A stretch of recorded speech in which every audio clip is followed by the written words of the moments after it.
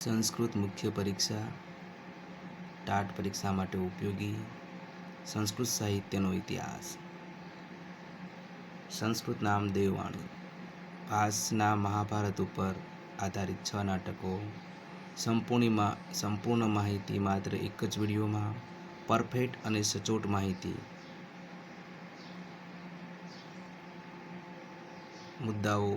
મુખ્ય મુદ્દાઓનો સમાવેશ પરીક્ષા માટે અતિ ઉપયોગી. સંપૂર્ણ માહિતી એક જ વિડીયોમાં. રાણીયા મુકેશ સર. આજે હું તમને 6 નાટકોની સંપૂર્ણ માહિતી એક જ વિડીયોમાં આપીશ, જે તમારે અલગ અલગ વિડીયો જોવા પડે નહીં. દૂતવાક્યમ. પહેલું નાટક આપણે જોઈ લઈએ. દૂતવાક્યમ સંપૂર્ણ કથાનક. પ્રસ્તાવના. દૂતવાક્યમ ભાસનું મહાભારત ઉપર આધારિત એકાંકી નાટક છે. આ નાટકનો મુખ્ય વિષય કુરુક્ષેત્ર યુદ્ધ પહેલા પાંડવો અને કૌરવો વચ્ચે શાંતિ સ્થાપવાના શ્રીકૃષ્ણના પ્રયત્નો છે. ભાસે આ નાટકમાં શ્રીકૃષ્ણની રાજદ્વારી કુશળતા, દુર્યોધનનો અહંકાર અને યુદ્ધની અનિવાર્યતાનું સુંદર ચિત્રણ કરેલું છે. સંપૂર્ણ કથાનક. પાંડવો પોતાનો વનવાસ અને અજ્ઞાતવાસ પૂર્ણ કરે છે. હવે તેઓ પોતાનું રાજ્ય પાછું માગે છે. યુધિષ્ઠિર યુદ્ધ ટાળવા ઈચ્છે છે, તેથી શ્રીકૃષ્ણને શાંતિદૂત તરીકે હસ્તિનાપુર મોકલે છે. શ્રીકૃષ્ણ હસ્તિનાપુરની રાજસભામાં પહોંચે છે. ત્યાં ભીષ્મ, દ્રોણ, કૃપાચાર્ય, વિદુર, ધૃતરાષ્ટ્ર અને દુર્યોધન હાજર હોય છે. શ્રીકૃષ્ણ સૌને સમજાવે છે કે યુદ્ધથી બંને પક્ષનું ભારે નુકસાન થશે, તેથી પાંડવોને તેમનું ન્યાયસંગત રાજ્ય પરત આપવું જોઈએ. ભીષ્મ, દ્રોણ અને વિદુર શ્રીકૃષ્ણની વાતનું સમર્થન કરે છે. ધૃતરાષ્ટ્ર પણ શાંતિ ઈચ્છે છે, પરંતુ દુર્યોધન પોતાના અહંકાર અને હઠને કારણે કોઈ વાત માનતો નથી. દુર્યોધન કહે છે કે તે પાંડવોને 100ની અણી જેટલી પણ જમીન આપશે નહીં. શ્રીકૃષ્ણ તેને ધર્મ અને ન્યાયનો ઉપદેશ આપે છે, પરંતુ દુર્યોધન ક્રોધિત થઈ જાય છે. પછી દુર્યોધન શ્રીકૃષ્ણને કેદ કરવા પ્રયત્ન કરે છે. ત્યારે શ્રીકૃષ્ણ પોતાનું વિરાટ સ્વરૂપ દર્શાવે છે. તેમના શરીરમાં સમગ્ર બ્રહ્માંડનું દર્શન થાય છે. આ દૃશ્ય જોઈને સભામાં હાજર બધા લોકો આશ્ચર્યચકિત થઈ જાય છે. શ્રીકૃષ્ણ સમજી જાય છે કે હવે શાંતિ શક્ય નથી અને પાંડવો પાસે પાછા ફરી યુદ્ધ માટે તૈયાર થવાનો સંદેશ આપે છે. આમ કુરુક્ષેત્રમાં યુદ્ધ અનિવાર્ય બની જાય છે. મુખ્ય પાત્રો જોઈએ તો શ્રીકૃષ્ણ, દુર્યોધન, ધૃતરાષ્ટ્ર, ભીષ્મ, દ્રોણાચાર્ય, વિદુર, શકુની. નાટકની વિશેષતાઓ જોઈએ તો શ્રીકૃષ્ણ રાજદ્વારી કૌશલ્યનું નિરૂપણ છે. દુર્યોધનના અહંકારનું જીવન ચિત્રણ છે. શાંતિ અને યુદ્ધ વચ્ચેનો સંઘર્ષ છે. વીર અને રૌદ્ર રૂપનું સુંદર નિરૂપણ છે. વિરાટ સ્વરૂપ અને ભવ્ય વર્ણન છે. ઉપસાર જોઈ લઈએ તો દૂત ઘટોત્કચ નાટકમાં ભાસે શ્રીકૃષ્ણને આદર્શ રાજદૂત અને ધર્મના રક્ષક તરીકે રજૂ કર્યો છે. દુર્યોધન અહંકારને કારણે શાંતિ નિષ્ફળ જાય છે અને કુરુક્ષેત્રમાં યુદ્ધનો માર્ગ ખુલ્લો થઈ જાય છે. દૂત ઘટોત્કચ સંપૂર્ણ કથાનક જોઈ લઈએ. પ્રસ્તાવના. દૂત ઘટોત્કચ મહાભારત પર આધારિત નાટક છે. આ નાટકમાં અભિમન્યુના મૃત્યુ પછી પાંડવોના ક્રોધ અને કૌરવોની અપાયેલી ચેતવણીનું વર્ણન કરવામાં આવેલું છે. સંપૂર્ણ કથાનક. કુરુક્ષેત્રમાં યુદ્ધ દરમિયાન ચક્રવ્યૂહમાં ફસાયેલા અભિમન્યુને કૌરવ મહારથીઓને મળીને અન્યાયપૂર્વક મારી નાખે છે. આ સમાચાર સાંભળીને પાંડવો ખૂબ જ દુઃખી અને ક્રોધિત થાય છે. અર્જુન પ્રતિજ્ઞા લે છે કે બીજા દિવસે સૂર્યાસ્ત પહેલાં તે જયદ્રથનો વધ કરશે. પાંડવોનો સંદેશ કૌરવો સુધી પહોંચાડવા માટે ઘટોત્કચને મોકલવામાં આવે છે. ઘટોત્કચ હસ્તિનાપુરની સભામાં પહોંચે છે. તે ધૃતરાષ્ટ્ર, દુર્યોધન અને અન્ય કૌરવોને અભિમન્યુના અન્યાયથી વધ માટે ધિક્કારે છે. તે કહે છે કે પાંડવો હવે ક્ષમા નહીં કરે અને કૌરવો તેમના કર્મોનું ફળ ભોગવવું પડશે.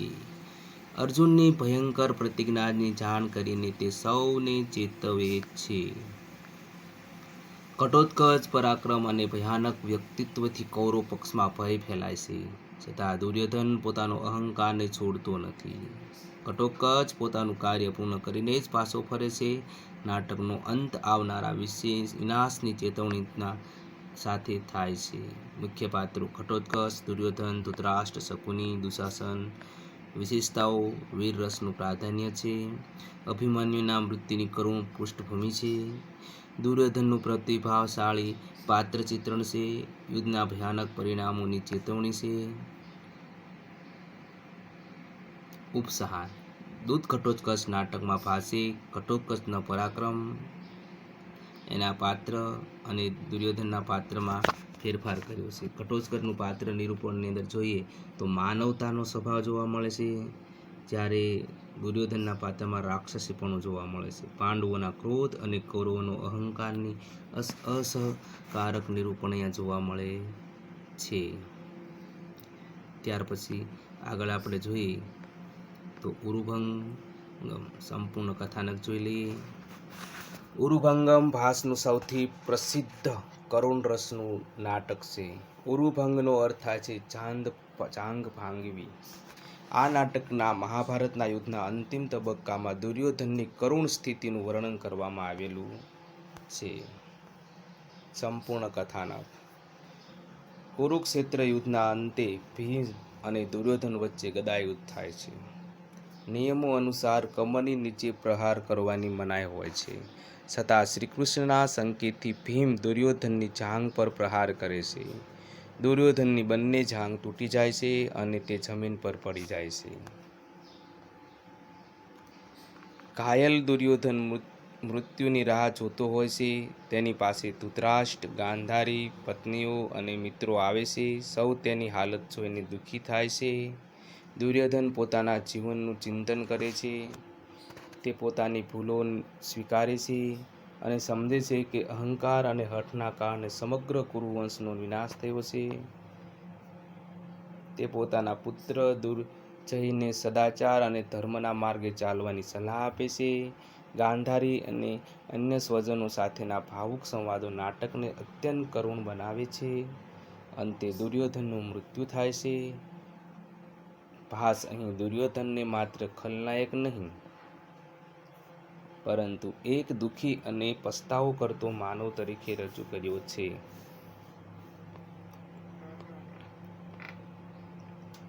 આ નાટકની વિશેષતાઓ જોઈએ તો કરુણ રસની પરાકાષ્ઠા આવી ગઈ છે. દુર્યોધનનું માનવીય ચિત્રણ થયેલું છે. ભાવસભર સંવાદો છે.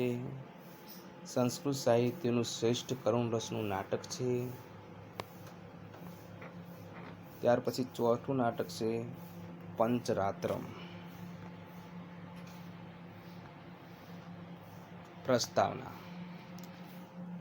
પંચરાત્રમ મહાભારત આધારિત નાટક છે. પંચરાત્ર એટલે 5 રાત્રિઓ. આ નાટક પાંડવોના અજ્ઞાતવાસના અંતિમ દિવસોની ઘટનાઓ પર આધારિત છે. સંપૂર્ણ કથાનક પાંડવો પોતાના 12 વર્ષના વનવાસ પછી 1 વર્ષનો અજ્ઞાતવાસ વિતાવી રહ્યા હોય છે. તેઓ વિરાટ રાજાના રાજ્યમાં અલગ અલગ વેશમાં રહે છે. દુર્યોધનને શંકા થાય છે કે પાંડવો વિરાટ રાજાના રાજ્યમાં છુપાયેલા છે, તેથી તે તેમને શોધવા માટે યોજના બનાવે છે. કૌરવો વિરાટ રાજાના ગોધન પર આક્રમણ કરે છે. વિરાટનો પુત્ર ઉત્તર યુદ્ધ કરવા જાય છે. અર્જુન તે સમયે બૃહન્નલા નામના નૃત્ય શિક્ષકના વેશમાં હોય છે. અર્જુન પોતાની સાચી ઓળખ જાહેર કરે છે અને ઉત્તર સાથે યુદ્ધભૂમિમાં જાય છે. તે કૌરવોને પરાજિત કરે છે. આ ઘટના પછી પાંડવોનો અજ્ઞાતવાસ સફળતાપૂર્વક પૂર્ણ થાય છે. કૌરવો તેમને ઓળખવામાં નિષ્ફળ જાય છે. વિશેષતાઓ ઉત્કંઠાભરી આ કથા વિકાસ, અર્જુનના પરાક્રમોનું નિરૂપણ, રાજકીય ચાતુર્યનું ચિત્રણ, વીરરસનું પ્રાધાન્ય.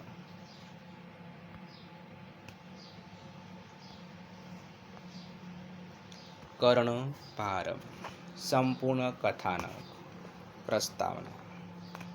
કર્ણભારમ ભાસનું અત્યંત પ્રસિદ્ધ નાટક છે. ભાર એટલે બોજ. આ નાટકમાં કર્ણના મન પર રહેલા કર્તવ્ય, દાન અને ભાગ્યના ભારનું ચિત્રણ કરવામાં આવ્યું છે. સંપૂર્ણ કથાનક. કુરુક્ષેત્ર યુદ્ધ શરૂ થવાનું હોય છે. કર્ણ કૌરવ પક્ષના મુખ્ય યોદ્ધા તરીકે યુદ્ધની તૈયારી કરી રહ્યો હોય છે. તે સમયે દેવરાજ ઇન્દ્ર પોતાના પુત્ર અર્જુનને બચાવવા માટે બ્રાહ્મણનો વેશ ધારણ કરીને કર્ણ પાસે આવે છે. તેને ખબર હોય છે કે કર્ણ પાસે જન્મજાત કવચ અને કુંડળ છે. તે એને અજય બનાવે છે. ઇન્દ્ર બ્રાહ્મણ બનીને કર્ણ પાસે દાન માગે છે. કર્ણ તરત જ દાન આપવા તૈયાર થઈ જાય છે. ઇન્દ્ર કવચ અને કુંડળ માગે છે. કર્ણ સમજી જાય છે કે આ સામાન્ય બ્રાહ્મણ નથી. તે જાણે છે કે કવચ કુંડળ આપી દેવાથી તેનું મૃત્યુ નિશ્ચિત બની જશે. તેમ છતાં તે દાન ધર્મ છોડતો નથી. પોતાના શરીરમાંથી કવચ અને કુંડળ કાઢીને તે ઇન્દ્રને દાનમાં આપે છે. ઇન્દ્ર તેની દાનવીરતાથી પ્રસન્ન થઈ તેને શક્તિ નામનું દિવ્ય અસ્ત્ર આપે છે, જે વિમલા શક્તિ, જે આપણે જોઈએ છીએ કે પાંડવોની જગ્યાએ તે પાંડવોના પુત્ર ઉપર એનો ઉપયોગ થાય છે. કર્ણ પોતાના ભાગ્યને સ્વીકારીને યુદ્ધ માટે આગળ વધે છે. નાટકનો અંત કર્ણની મહાનતા અને ત્યાગના ભાવ સાથે થાય છે. વિશેષતાઓ: કર્ણના દાનવીર સ્વભાવનું ઉત્તમ ચિત્રણ, કરુણ અને વીર રસનો સમન્વય, કર્તવ્ય અને ભાગ્ય વચ્ચેનો સંઘર્ષ, ભાસનું શ્રેષ્ઠ પાત્ર કેન્દ્રિત નાટક. ઉપસંહાર: કર્ણભારમ કર્ણના જીવનની સૌથી મહત્વપૂર્ણ ઘટના છે. અહીં રજૂ કરેલી છે. ભાસે કર્ણને મહાન દાનવીર, ધર્મનિષ્ઠ અને કરુણ નાયક તરીકે ચિત્રિત કર્યો છે. છેલ્લી કથાનક આપણે જોઈ લઈએ. મધ્યમ વ્યાયોગ સંપૂર્ણ કથાનક જોઈએ. પ્રસ્તાવના. મધ્યમ વ્યાયોગ ભાસનું એકાંકી નાટક છે. તે મહાભારતના પ્રસંગ પર આધારિત છે. આ નાટકમાં ભીમ અને તેના પુત્ર ઘટોત્કચ મિલનનું હૃદયસ્પર્શી વર્ણન કરવામાં આવ્યું છે. તેમાં વીરરસ, વાત્સલ્યરસ અને હાસ્યરસનું સુંદર નિરૂપણ જોવા મળે છે. સંપૂર્ણ કથાનક. એક બ્રાહ્મણ પરિવાર જંગલમાંથી પસાર થઈ રહ્યો હોય છે. એ સમયે રાક્ષસ પુત્ર ઘટોત્કચ તેમને પકડી લે છે. તેની માતા હિડિંબાએ ભોજન માટે મનુષ્ય લાવવાની આજ્ઞા આપી હોય છે. બ્રાહ્મણ પરિવારના દરેક સભ્ય પોતાનો જીવ આપવાની તૈયારી બતાવે છે. આખરે પરિવારનો મધ્યમ પુત્ર પોતાનું બલિદાન આપવા તૈયાર થાય છે. તે સમયે ભીમ ત્યાં પહોંચે છે. બ્રાહ્મણ પરિવારને બચાવવા માટે ભીમ પોતે જ ઘટોત્કચ સાથે જવાની તૈયારી બતાવે છે. ભીમ અને ઘટોત્કચ વચ્ચે વાદ વિવાદ તથા યુદ્ધ થાય છે. બંને એકબીજાની અસાધારણ શક્તિ જોઈને આશ્ચર્યચકિત થાય છે. અંતે હિડિંબા આવે છે અને ભીમને ઓળખી જાય છે. ત્યાર પછી ઘટોત્કચને ખબર પડે છે કે ભીમ તેના પિતા છે. પિતા પુત્રનું મિલન થાય છે અને સૌ આનંદ અનુભવે છે. ભીમ અને ઘટોત્કચના મિલનનું ભાવુક ચિત્રણ, વાત્સલ્ય અને વીરરસનું સુંદર સંયોજન, પારિવારિક લાગણીનું નિરૂપણ, સરળ રસપ્રદ કથાવસ્તુ. અહીંયા તમને તમારી સમક્ષ 6 મહાભારત ઉપર આધારિત જે નાટકો હતા ભાસના તેના વિશે માહિતી આપી. જરૂર તમને આ માહિતી યોગ્ય લાગી હશે. આ વિડીયો જોઈ અને તો તમને જો બીજા વિડીયો પણ જોવા હોય તો કોમેન્ટ બોક્સની અંદર કોમેન્ટ કરજો. કોમેન્ટ કરવાનું ભૂલતા નહીં. સબસ્ક્રાઈબ કે લાઈક ન કરો તો પણ ચાલશે.